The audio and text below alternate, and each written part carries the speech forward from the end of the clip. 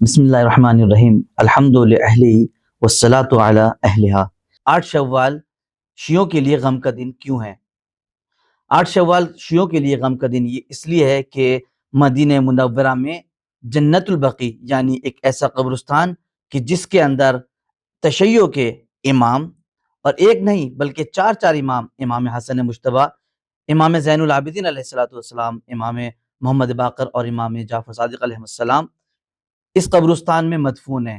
اور صرف شیعوں کے 4 امام ہی نہیں بلکہ اس میں بہت عظیم شخصیتیں مدفون ہیں اس قبرستان میں، بی بی عاتقہ ہوں یا بی بی صفیہ یا اس کے علاوہ فاطمہ بنت اسد علیہ السلام ہو یا فاطمہ کلابیہ جو کہ مولا ابو الفضل عباس علیہ السلام کی والدہ ہیں۔ اس کے علاوہ بھی بہت ساری شخصیتیں اس قبرستان میں دفن ہیں۔ کیا ہے اس قبرستان میں؟ اس قبرستان میں ہمارے اولیاء اللہ اس قبرستان میں دفن ہیں۔ اس قبرستان کے ساتھ ہوا کیا، یہ پوری ایک تاریخ ہے۔ تو جس قبرستان کے بارے میں ہم نے آپ سے بتایا کہ جس کے اندر اتنی بڑی عظیم شخصیتیں موجود ہیں، جس میں 10,000 سے زیادہ صحابی، جہاں پہ علماء، جہاں پہ اولیاء اللہ کی قبر ہیں، کیا معلوم ہے اس کے ساتھ کیا ہوا؟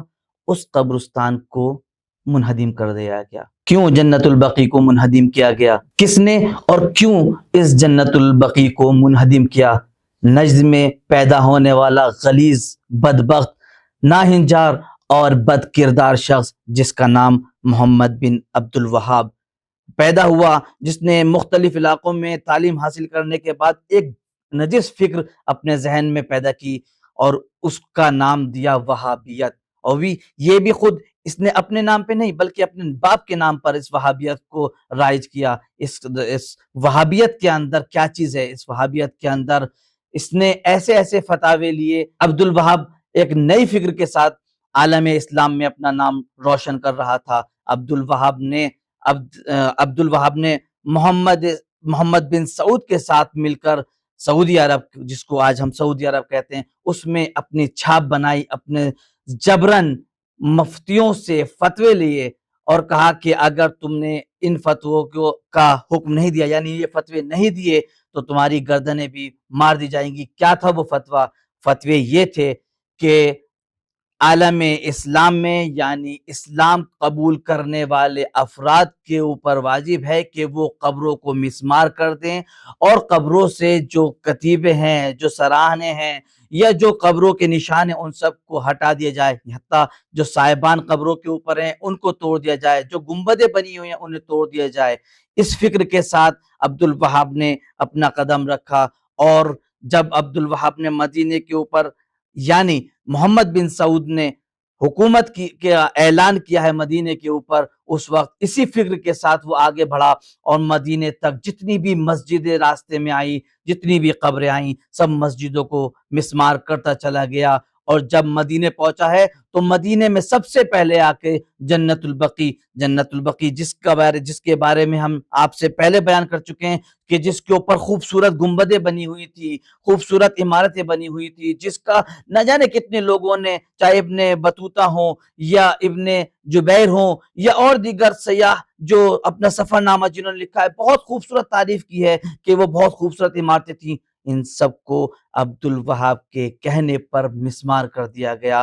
یہ ایک مسلمانوں کے لیے، خاص کر اہل تشیع کے لیے تکلیف دہ بات ہے کہ ہمارے ایسے ائمہ جن کو ہم فالو کرتے ہیں، جن کی خاک پاک ذرے کے لیے اپنی جان نچھاور کرنے کے لیے تیار ہیں، ان کے قبروں کو مسمار کر دیا گیا، ان کی قبروں کے نشان مٹا دیے گئے۔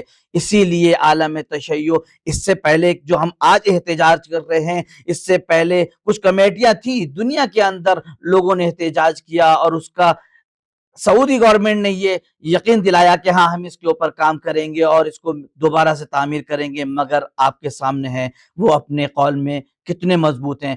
نہ کوئی آج کی تاریخ میں کوئی گنبد ہے، نہ کوئی سایبان، اور نہ جانے کتنی ایسی قومیں ہیں جو اپنے آثار قدیمہ کی حفاظت کے لیے نہ جانے کتنا خرچ کرتی ہیں۔ آپ کے سامنے میں یہ بیان کرتا چلوں کہ مصر میں جب یہ اسوان ڈیم بنایا گیا، اس وقت بہت سارے آثار قدیمہ اس سے متاثر ہوئے۔ تو اس کے نتیجے میں کیا ہوا؟ جب اس کے ملبے کو ایک جگہ سے دوسری جگہ لے جایا گیا تو اس کے اوپر خرچ کے لیے یونیسکو نے ایک بڑا خرچ اٹھایا اور ایک بڑی تعداد میں اس کے اوپر خرچ کیا۔ اس کا مطلب یہ ہے کہ آثار قدیمہ کی حفاظت کے لیے بہت ساری ایسی آرگنائزیشن ہیں کہ جو خرچ کرتی ہیں، اور ہمارے بھی تو یہ آثار قدیمہ ہیں، جنت البقیع ہو، بیت الحزن ہو، وہ جگہ جہاں پر شہزادی جا کر گریہ فرمایا کرتی تھی، اپنے بابا جان کو یاد کیا کرتے تھی۔ اس کے علاوہ بھی بہت ساری خبریں، خود مدینے میں نہیں، مکے کے اندر بھی بہت ساری ایسی ہماری اولیاء اللہ کی قبریں ہیں کہ جن کو مسمار کر دیا گیا ہے، جن کے نام و نشان کو مٹا دیا گیا ہے۔ اس کے اوپر عالم اسلام نہیں بول رہا، جبکہ عالم اسلام نہیں بول رہا، جبکہ جب افغانستان کے اندر گوتم بدھ کی مورتی کو توڑا گیا تو نہ جانے دنیا کے کس کس خطے سے آواز بلند ہوئی، اور خود عالم اسلام کی طرف سے اور توحید پرست لوگوں نے اس مسئلے پر آواز اٹھائی کہ یہ غلط ہوا ہے، اور اس کے اوپر ایک آرگنائزیشن ہوئی اور جس کے اوپر خرچ کرنے کے لیے لوگ تیار ہوئے۔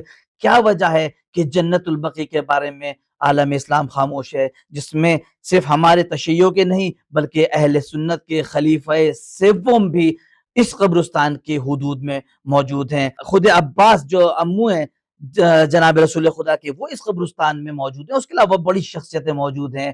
کہاں ہیں وہ مسلمان؟ کیوں نہیں جاگتا وہ مسلمان کہ جن کے اولیاء اللہ، جن کے بزرگوں کے اوپر یہ ظلم ہو رہا ہے کہ ان کی قبروں کے نشان کو مٹا دیا گیا ہے، آل سعود کے خلاف کیوں آواز بلند نہیں کرتے؟